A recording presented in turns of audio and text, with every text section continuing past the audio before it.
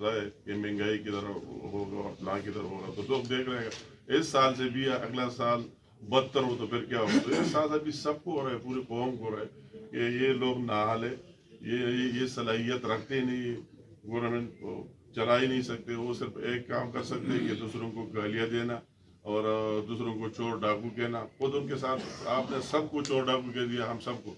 तो इस चोर झूर में शामिल है कि वो आ जाते तकरीर करते हैं, कहते हैं कि मैं कौम को ये चीज़ देना चाहता हूँ। तो ये अगर अंदाजा हो इस तरह टीम होगा, इसके बाहर कोई पता नहीं है कि बाहर क्या है। तो ये अभी सबको एहसास हो रहा है और कोई हल नहीं है, हम सबको वही जाना है।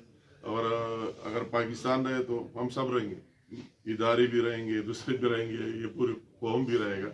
अगर ये हाल मुल्क का हो जाए तो आगे जाना मुश्किल है। तो इसलिए मैं कहता हूँ रमाज साहब में ठीक है, बिल्कुल चेंज आएगी सामने एफआईए वालों ने। और जिस तरह उसके हेड को हटाया गया, एफआईए के बंदे की रिटायरमेंट को 18 दिन रहते थे और 18 दिन भी उन्होंने इंतजार नहीं किया, उसको बर्दाश्त नहीं किया। दूसरा बंदा जिसकी बहुत बड़ी शोहरत है उसको ले आया कि आप आ जाए एफआईए में बैठे, मगर वो तो सारी कौम को उसका पता है, उसकी मजीद इंक्वायरी की क्या, हर एक बंदे को पता है कि कितना बढ़ गया, कितनी